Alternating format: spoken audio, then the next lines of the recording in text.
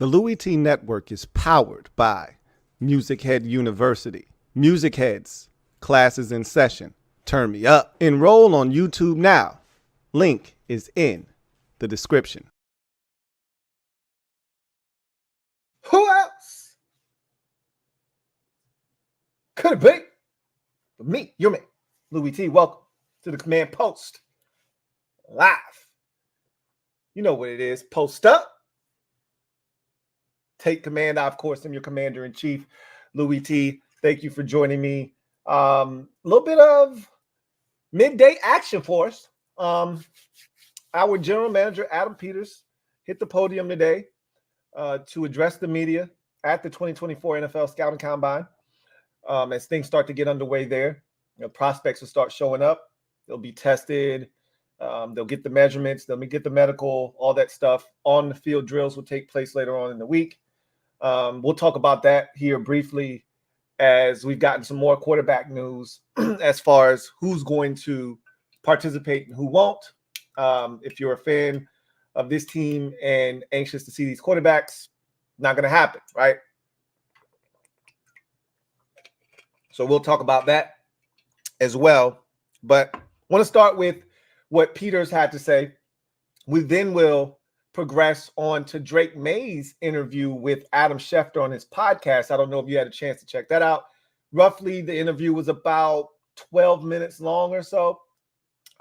Really good stuff, and kind of got to know Drake Maye a little bit. That was my first time really hearing him speak. So we'll talk a little bit about that as well. Talk about some of the decisions that have been made by the top three quarterbacks in regards to the combine. And then any comments out there, and then we'll get out of here. So Adam Peters spoke today with the assembled media at the combine. And, you know, one of the biggest conversations, I think one of the biggest quotables from the presser is going to be the conversation he talked about that he had with Sam Howell and how they walked around Redskins Park or Washington, whatever they call it now these days. And Commanders Park, I guess, is what it's probably called now. And that's going to be one of the probably headlines coming out of the presser. But he talked about the evaluation process and, you know, the quarterback situation. And, you know, what I thought was interesting, because, you know, a lot of people are going to, you know, try to play the, oh, he likes Sam Howell. He's not going to drop the quarterback. I still think he's going to drop the quarterback. But he's supposed to be diplomatic. He's supposed to keep all options open. That's what a good general manager does. Ryan Poles for the Chicago Bears spoke. Obviously, most GMs, if not all of them, are going to speak at the combine. You make yourself available to the media and you speak at the scouting combine every year. And he basically said, yeah, we don't know what we're going to do with the number 1 overall pick. Yes, they do. They kind of got an idea of what they're going to do. And by him saying we're going to do right by Justin, you're not going to do right by a player that you plan on keeping. When you say something like we're going to do right by Justin, that infers, to me at least, I'm drawing an inference here, that you're going to trade him. You want to do right by him by giving him a chance to land somewhere early so he can get acclimated and comfortable. That's what that sounds like to me. Now, you could be throwing me a curveball. The Bears have done a great job this offseason of keeping everything tight to the vest. So that could just be another curveball. But to me, when you hear someone say, I want to do right by this player, it means you want to put them in a situation to be successful. You don't want to hold them up. And so you want to do right by that player. You want to give them the best chance for success. So sounds like they're moving on from Justin. But then you hear Peter King's final Monday morning column. He's retiring. And in that column, he left a little gem that might have went, you know, over some people's head, where he said, I think the Bears are going to hold on to Justin Fields and trade the number 1 overall pick. That's what the winds in Chicago say to me. But, you know, I could be wrong. I don't know what they're going to do. So who knows? This is what draft season's all about. I tell you this all the time. Believe half of what you see, none of what you hear, even if it's spat by me, your man, Louie T. Anyway, with that said, Adam Peters said at the very beginning of his presser that, you know, they found Brock Purdy. You know, they were really impressed with his Iowa State tape. I told you about this during the Draft Prospects 101 series that, and Daniel Jeremiah, DJ, on his pre-combine presser and conference call said that, and I talked about this because, you know, I told you, I don't really call myself an evaluator, but I'm someone that watches these players. I've been doing it for over a decade. So I've seen some of the changes of late, right? Some of the recent waves that have been taking place and transpiring. And one of those changes has been teams are now looking for prospects with a little bit more experience. Now, again, if all things are equal, they're going to go with the guy with the experience. If the talent is such that it supersedes that of the experience, they're going to go with the guy with the talent. No, there's nothing to talk about, right? But if all things are equal, if we feel really good about this guy, we feel really good about that guy, well, which guy has the most experience? This guy only has 27 starts. This guy has 44 starts. That could be the difference between which one they select, right? So DJ talked about that's one of the biggest trends he's seeing right now, you know, and Brock Purdy having been is the poster child for that right now. But he talked about Purdy played a lot of ball. They liked what they saw at Iowa State. That's why they took him. But he's like, clearly we didn't know about Brock, or else we wouldn't have taken him with the very last pick in the NFL draft. So he said we were able to find Brock, and now I have to find a new quarterback. That's what he said. I'm listening to that because in that little instance, he was just talking. You know, he wasn't being measured. He wasn't being diplomatic. He was just talking. And I think he might have slipped up a little bit there. But again, it's not a big deal. I take and put more stock into that statement than I do him saying, we really like Sam. And me and Cliff haven't talked about the quarterback. That's garbage. We all know. And I don't mind being lied to. Okay. I don't mind being lied to in these regards, right? Because right now, this is lying season. This is the time you're supposed to lie to me, right? Tell me that you haven't had a chance to talk about. Of course you have. There's no way you and Cliff have sat down and haven't talked about this quarterback draft class. Haven't talked about Sam Howell and how you feel about him in the building and what you think needs to be done. There's no way that they haven't started to evaluate these quarterbacks. They might not be done with that evaluation. This is a part of it here at the Combine, obviously, in the Senior Bowl. They saw some of the guys, Michael Penix Jr. and some of those guys were out there. And that's all a part of the process. They'll put all of that stuff together at the end and they'll make an informed decision, which is what he said at the presser today. But there's no way they haven't had that conversation yet. Of course, they've talked about it, but they don't know what they're going to do yet. I do believe that. I don't think they have an idea as to who they're going to draft quite yet. When it's all said and done, I look at this situation and he talked about Sam coming to the facility and them getting out and walking around, getting to know Sam, really liking Sam. We remember our head coach, Dan Quinn, when he was hired, had an interview with,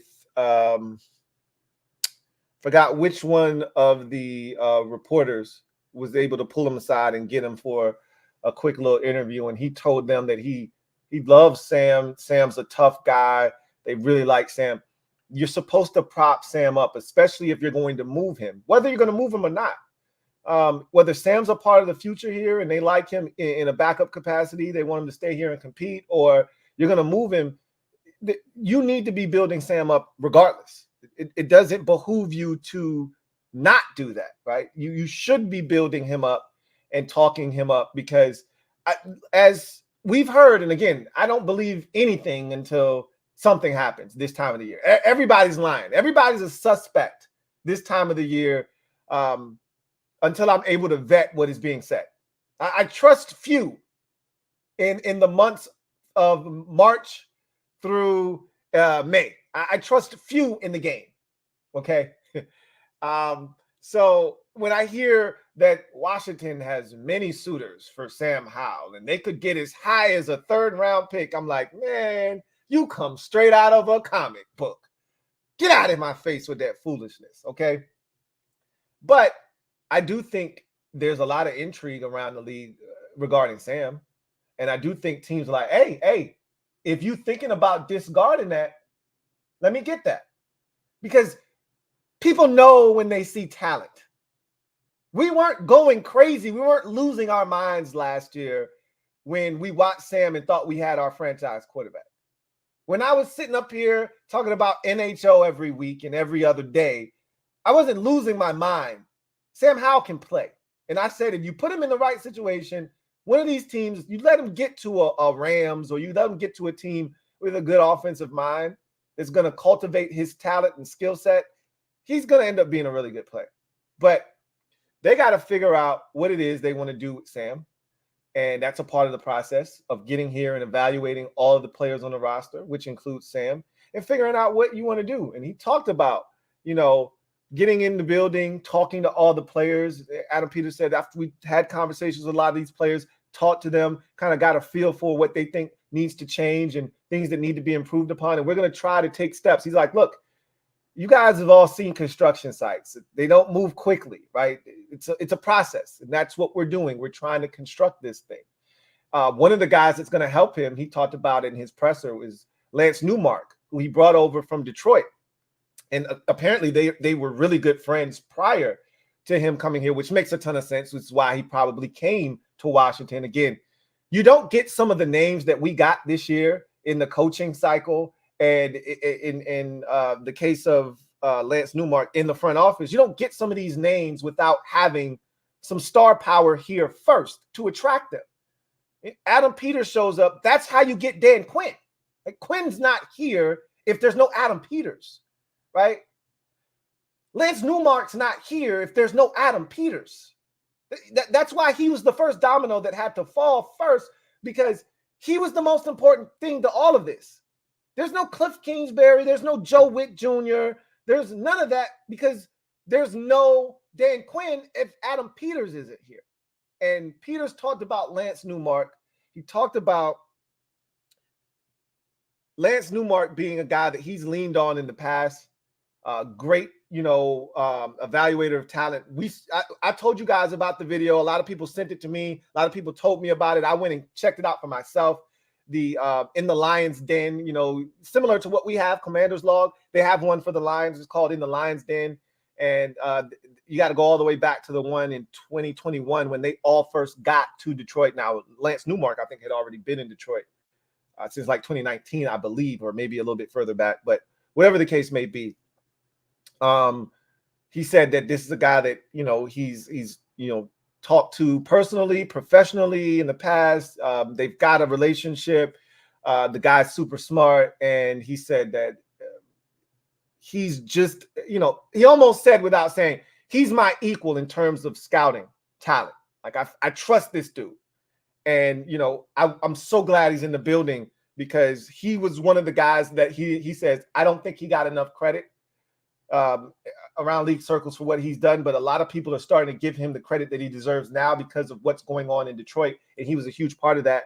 And so he's like, it's an honor and it's a privilege to have him here now in Washington, and he's going to help us build this thing. So, he talked about the presence of a Lance Newmark and what that guy brings to the table, and he's super impressive too. If you haven't watched that episode, I think it's episode 3, if I'm not mistaken, maybe 2, at the 6-minute mark. So if it's not 2, then it's 3. 6-minute mark of that episode is Lance Newmark really talking about his evaluation process, how he goes through watching film, and how he is able to come to a place on some of these, prospects, and what he does first, right? His workflow. It was a good watch. But Peters also talked about, as I mentioned already, not having a chance to really talk about the quarterback position in the draft with Cliff Kingsbury. They just have talked about what they're looking for in a quarterback, not necessarily these specific prospects, but, what does a quarterback in Washington look like? What are the traits that they're looking to attain and bring here to cultivate. So he talked about that. He talked about somewhere I saw somewhere, I didn't hear this, and one of the things that sucked about the audio with this particular presser is you couldn't hear the questions. And sometimes hearing the questions is just as important as hearing the answer, because he starts answering a question, you have no idea what the question was. You can listen to the answer, but the context is in the question. Like, what is he talking about, right? So that always sucks when you can't hear the questions being asked. So that kind of watered down the quality of this particular press conference. But somewhere I read that he said something along the lines of, Cam Curl's a really talented player. When we were in San Francisco, he was one of the guys we really had to deal with. I just remember his rookie season, Cam Curl having a pick six. And you don't forget stuff like that as an evaluator. Now, I don't know where he had Cam Curl. And remember, we got him in the 7th round. So clearly in San Francisco, they didn't have him that high on their board. However, that was a COVID year, if you recall. Not a lot of guys got to work out in normal circumstances. We were always told by Ronald Rivera and company, had that been a normal combine, he would have been able to run, interview, all that stuff. He would have never lasted to the 7th round. I take his word at face value on that because he's a really good football player. There's no way he should have been around in the 7th round. I remember not liking him. I was flat out wrong about Cam Curl, but I was so off base about what he would provide for us here in Washington. And he's been a really good player. And he said, look,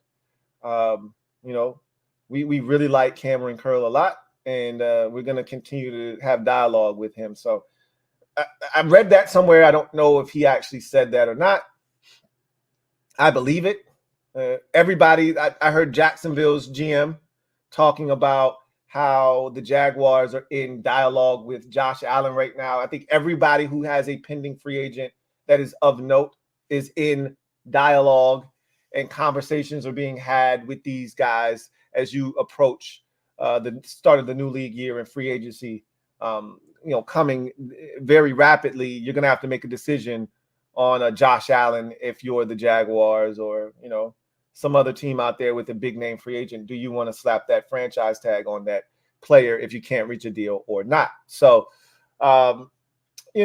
Peters talked about evaluating, using some of these tools that they have at the combine. He talked about, one of the tools that was used last year with CJ Stroud, and it went awry, and the results were reportedly tainted. And it came out that, Stroud had a very low score. And remember, so that's what I said, this time of the year can get really nasty. And people were using that test to try to demean CJ Stroud. And then after Stroud starts to, perform well, all of a sudden, the test, something happened. Yeah, whatever, right? So he's like, if players decide they don't want to take the test, you got to adjust. But speaking of adjusting, I think that's the perfect segue. We're talking about the combine this week. That's part of the reason that they were there. None of the top 3 quarterbacks are going to sling it at the combine. For me, I was hoping one of them would look at this as a great opportunity, with Caleb Williams being the first to declare that he wasn't throwing, and then Jaden Daniels following suit not that long thereafter. I was hoping Drake Maye would say, you know what? Here's my opportunity to take center stage.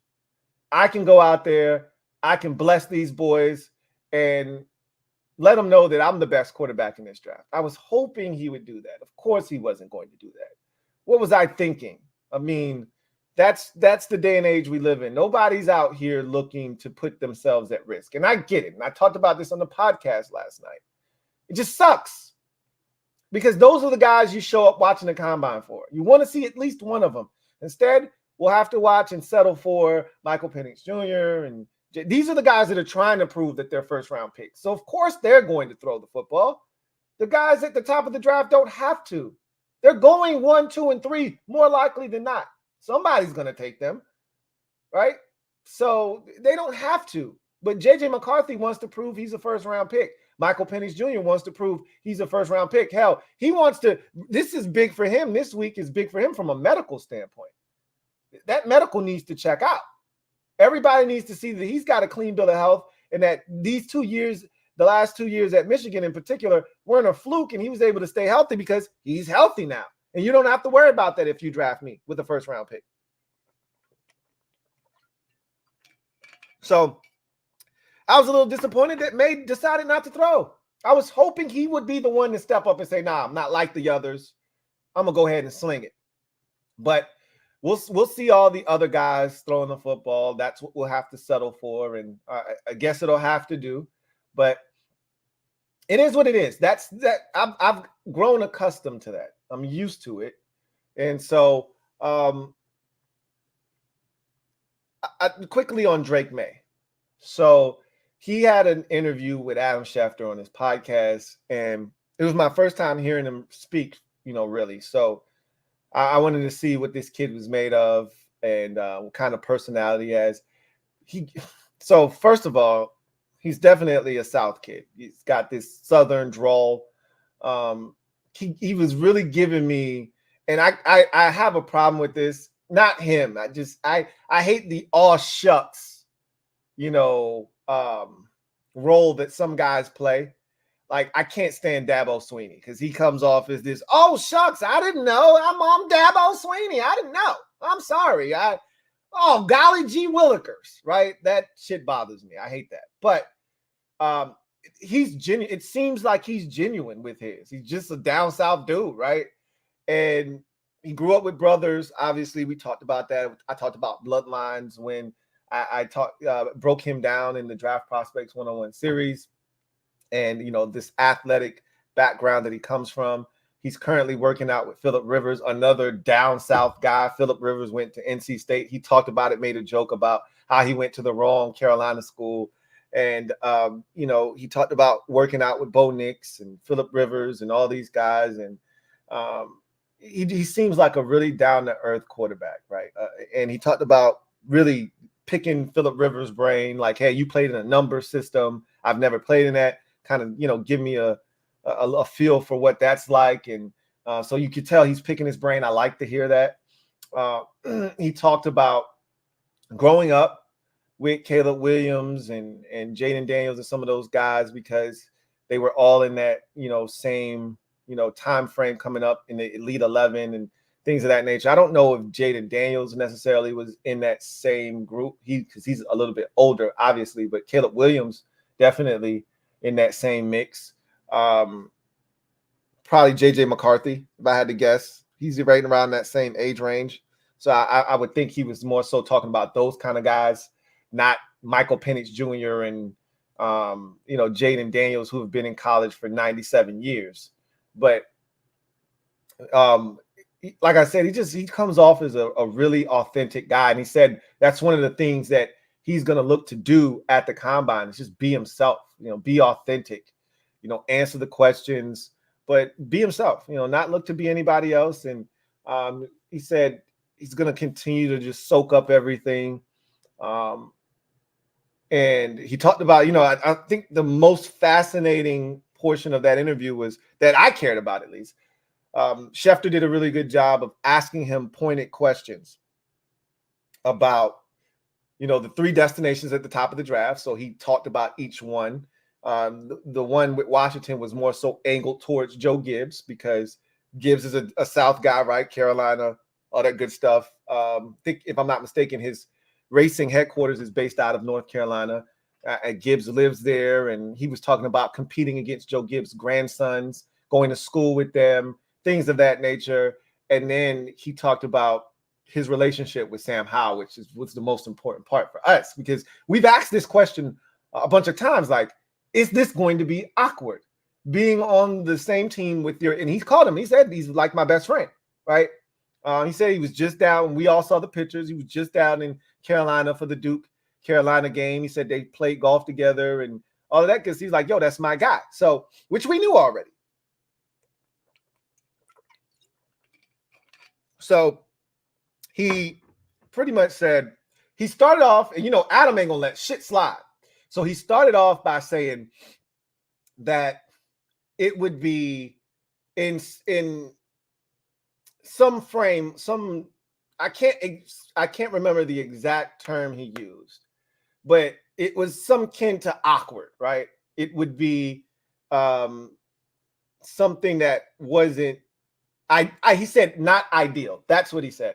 He said it wouldn't be ideal, right? And that me and Sam would be on the same team, and then he started to talk about but we're good and we would be able to make it work, and we got a great relationship, and so of course Adam wasn't going to let that slide. He said not. So you said it wouldn't be ideal. Why wouldn't it be ideal? And so he tried to walk it back and clean it up a bit. Like, look, it wouldn't be a problem, right? But he's like, we both envisioned ourselves being in the NFL and being starting, quarterbacks. Like, nobody wants to sit on the bench. I sat behind him 1 year at UNC. It was a great experience. He taught me a lot. He talked about Sam's weight room work ethic, which you look at Sam's body and you're like, he had weight room ethic? Work ethic? Really? That's Sam Howell? The same Sam Howell? But Sam's a thick, sturdy dude, right? He was taking all those hits for a reason, right? Sam's no bitch. He was like, yeah, he showed me how to work. He showed me, the nuances of the offense, and he really took me under his wing, and we became really good friends. But we both envision ourselves playing in the NFL, and we both envision ourselves being starters. So it'll be really odd for us to be on the same team again, but only one of us gets to play. That's not what we envisioned when we talked about playing at the next level. So that's what he was referencing. Not that they would have some standoffish relationship because they're friends, they're boys. He was like, if that's what happened, we would make the best of it because we would help each other. We would help each other grow. We would push each other, but they don't want to be on the same team in the same locker room and only one of them gets to play. They both want to play. That's what competitors do. They want to play. So I don't think it would be a problem. And I told y'all this. I don't think it would be a problem from a standpoint of it's awkward because we're boys and we both want to play. I just think they want to both play. And it's not an ideal situation to be on the same team because this ain't college. Eventually, Drake Maye isn't leaving. If he's really good, this is his team. Whether he's good or not, this is his team. Sam's not getting it back. If they draft a quarterback, that is it for Sam Howell, more likely than not. Now, there could be some crazy circumstances that take place that allow Sam back into the fold.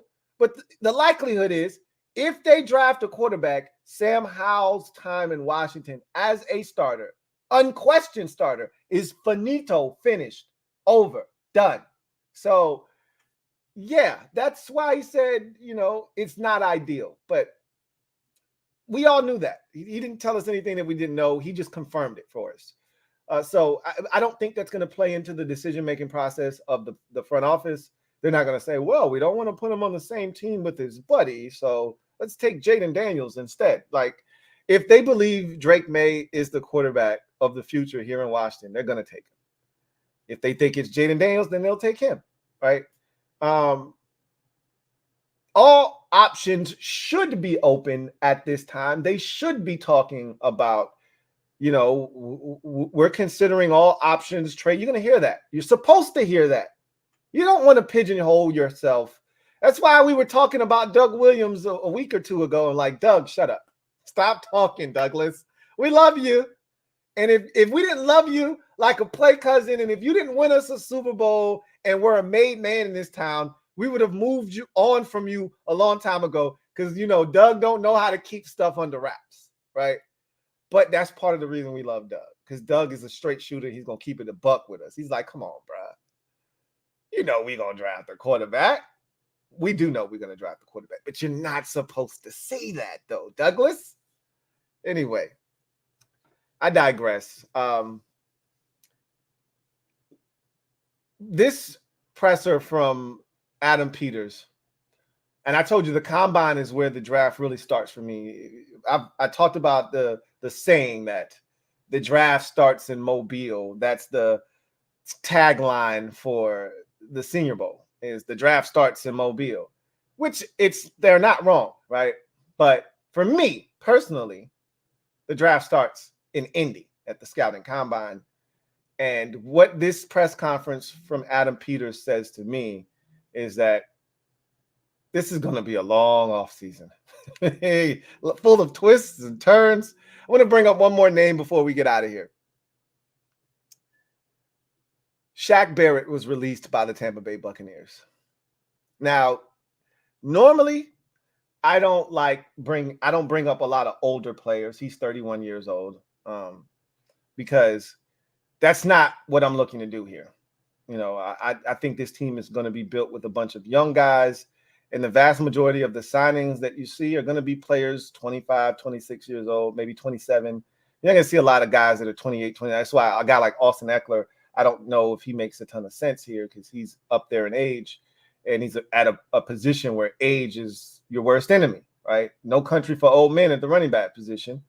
But Shaq Barrett, he didn't have the greatest of seasons last year, and his daughter tragically passed away. I don't know if that weighed on his mental last year or not. And so, my heart goes out to him and his wife and their family. So he obviously was playing with a heavy heart last year. I remember when he got the pick early in the season against Chicago.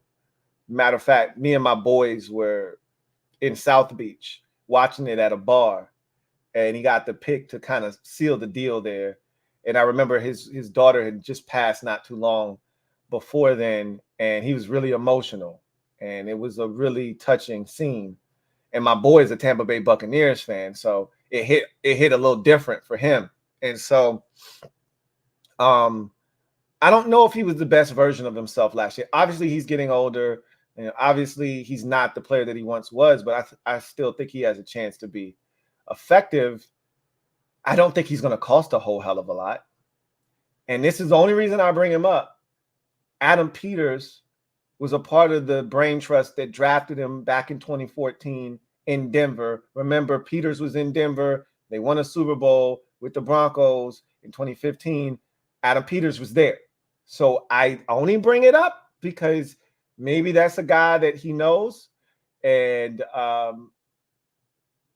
maybe he decides to kick the tires on an old veteran that he wants to bring in. They're gonna be some veterans, I think, potentially. I could be wrong, and they could just stick with the young guys, and I have no issues with that. That's actually the way I would prefer them to do it. But in a locker room, you don't want it to be just a bunch of young guys, because that turns into the blind leading the blind. You need some wily veterans to show the young guys how it's done, how to survive in this league. You hear stories about some of the young guys. I remember when John Bostic, we don't have fond memories of John Boom Bostic, but one of the things he did say was when he first got in the league, there are some veterans. And that, I think that's the biggest issue you see in a lot of sports now, especially in the NBA. But I think you see a lot of this in sports, specifically the NBA, and to me, to a lesser degree in the NFL, is teams want to go young. And because you're phasing out the veteran players who should be there to guide the young players, to show them how to do it, to take care of their bodies, how to address some of the mental obstacles that will come your way, people tugging at you, wanting you for this and that, and showing them how to navigate all of the different traps that may come as a young athlete. There are not a lot of those guys around anymore. So instead of them getting wise, sage information from the 8, 9, 10-year-old vet in the game, or the 9, 10-year vet, in the game, they're getting information from the guy that just got there 3, 4 years ago. He's trying to figure shit out his damn self.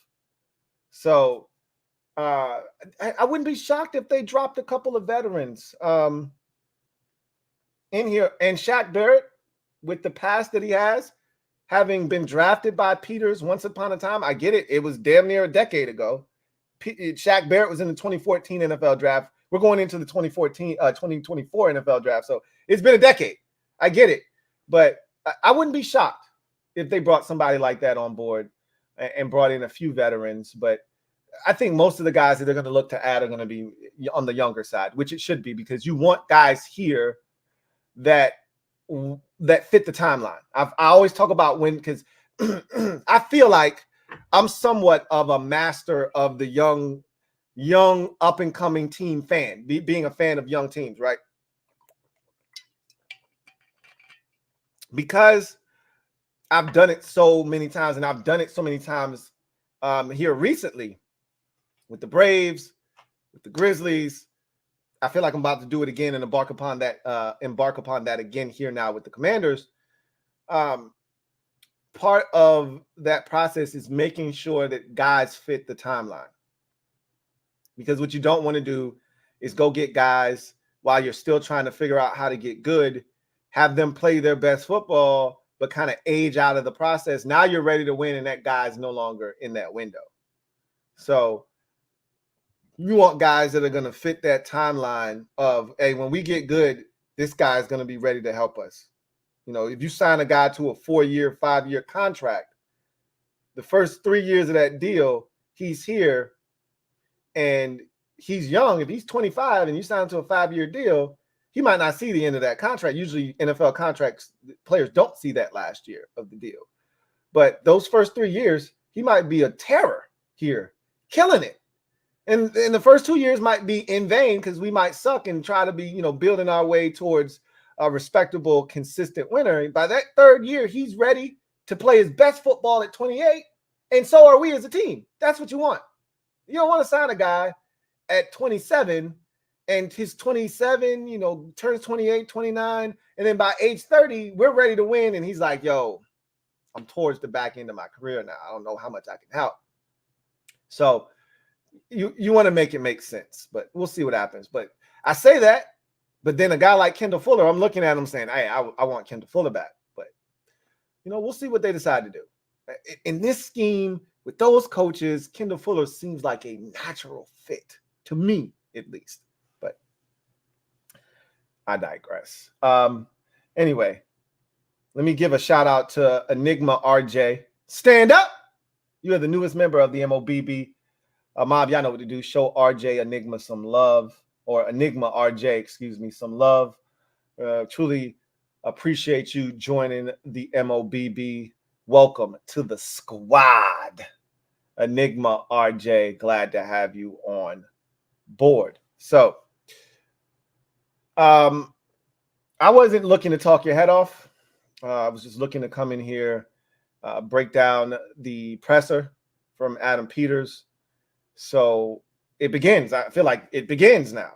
Right? Head into the combine, a little disappointed that we're not going to see any of the big three throw the footballs and spin it at the combine in Indy. I'm not surprised. That's been the trend here recently. Every so often you get one guy that's like, I don't give a damn about none of that, because every player is being advised to not throw. If you're a big-time prospect, you're going to go in the first round, you're going to go in the top 10, you're advised not to run. If you're at a position like Malik Neighbors isn't going to run, he's not going to do anything. We already talked about it on the podcast. Marvin Harrison Jr. is not even going to do his pro day either. He's not doing anything. And we'll see if that turns into a trend in the future. But this is what you've been advised to do.